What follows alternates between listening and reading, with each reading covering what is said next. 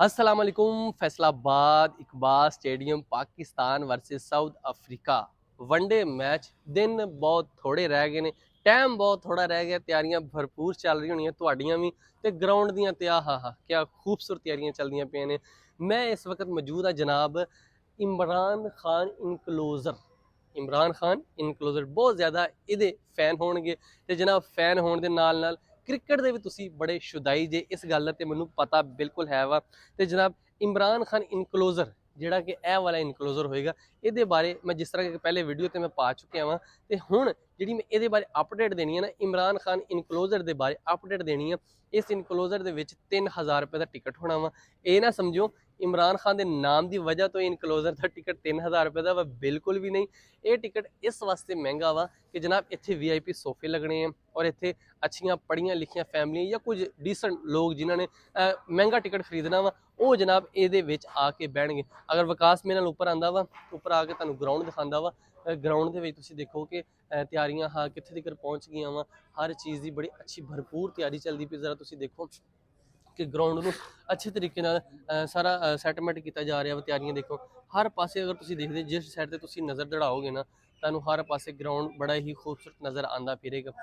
ਇਹ देखो जी, ये ग्राउंड इस वास्ते मैं तुहानूं बार बार अपडेट दिखाना वा। तुसीं हुण घाह देखो, जिहड़ा घाह वा कितना खूबसूरत आ और ग्रीन होया पिया इस टाइम घाह। ते कम बंदे बंदे कम बड़ी स्पीड दे विच करदे पे, बहुत स्पीडां लगियां होईयां वा ते हर पासे ही कम दी स्पीड लगी हुई है इस वास्ते तेज़, क्योंकि भाजी दिन बहुत थोड़े रह गए आ। ते दिन थोड़े रहण दे नाल भाजी हर बंदे नूं पता कि असीं अपना ही काम करना वा। ते ग्राउंड मैन जिहड़े ग्राउंड दे विच तुसीं देखो कि बड़ी भरपूर तैयारियां करते पे और बड़े अच्छे तरीके ने तैयारी करते पे। हुण जनाब गल करते हैं इमरान खान इनकलोजर की। यदि जिस तरह कि मैं तुहानूं पिछली वीडियो दस चुकिया वा, ਇਹਦੇ ਵਿੱਚ 3000 रुपये का टिकट होना वा, सोफे लगे होने हैं, VIP सोफे होने हैं, नाल तुहानूं कुछ खाण नूं भी इत्थे मिल जाना वा। ते तुसीं फैसलाबाद दी खाण दे ते बहुत शुदाई जे ना। अच्छा जी, ये इमरान खान इनकलोजर होएगा। अच्छा, सब तो ज़्यादा फायदा इस इनकलोजर का ये होएगा, इत्थे अगर विकास दिखांदा इस जगह ते अगर खिलाड़ी इत्थे बाहर बैठे होणगे ना, इस तरह बाहर अगर इत्थे खिलाड़ी बैठे होंदे आ ते तुसीं इत्थे सोफे ते बैठे जे ते जनाब तुसीं बड़े अच्छे तरीके नाल गलबात भी कर सकदे जे। अपने फैन मिल नहीं सकते, सिर्फ गलबात भी कर सकदे जे ते तुसीं हैलो हाय करके और दूजियां तुहाडियां वीडियोज़ बहुत अच्छियां बन सकदियां वा। तुसीं क्योंकि इत्थे सोफे ते बैठे होने आ, खिलाड़ी कुछ खिलाड़ी इत्थे बाहर बैठे होणगे, कुछ खिलाड़ी अंदर इनकलोजर दे विच बैठे होणगे, क्योंकि इस इनकलोजर दे विच जिहड़ा इमरान खान इनकलोजर है ना, ਇਹਦੇ ਵਿੱਚ पाकिस्तान की जी टीम है ना, प्लेयर उन्होंने इस इनकलोजर के बहना वा और इस इनकलोजर के जनाब तुहानूं ये फायदा होना वा। उस तो नाल दूजी चलो जी, एक तो इत्थे हो गया, इत्थों तुहानूं मिल सकते हैं, इत्थों तुसीं इशारे कर सकते जे, वेख सकते जे।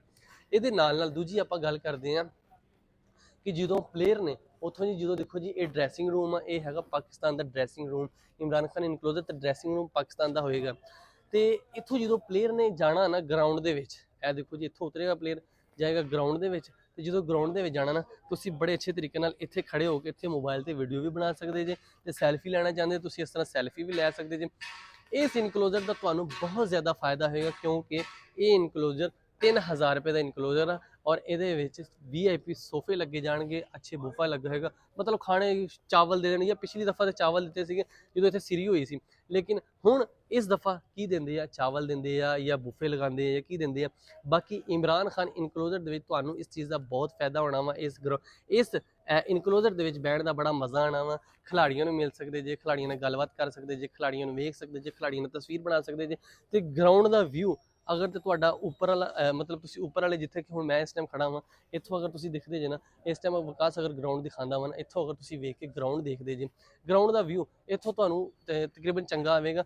जे तुसीं इत्थे सब तो उपर वाले पोर्शन दे विच बैठे होए जे, फिर तुहानूं ग्राउंड का व्यू चंगा आएगा। जे तो तुसीं थल्ले मतलब जिस तरह के अगर नीचे जिस तरह तुहानूं नज़र आ रहा थल्लड़ी साइड ते अगर तुसीं होवोगे तो तुहानूं उत्थे ग्राउंड का व्यू एडा चंगा नहीं आना, क्योंकि उहदी की वजह ये वा कि भाजी तुहाडे सोफे थल्ले लगे होने आ, कोई बंदा तुहाडे अगों लंघ रहा वा, कोई अगे आ रहा वा, फिर अगे जंगला होना वा, फिर तुहानूं खिलाड़ी सही नज़र नहीं आना, क्योंकि भाजी जंगले अगे लगे आ।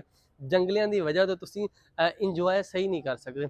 इस वास्ते जिन्हें इंजॉय करना वा वो जनाब लवे 3 नंबर गेट का या फिर 4 नंबर ते गेट का जनरल इनकलोजर का टिकट लवे। सिर्फ 400 रुपये का टिकट आ।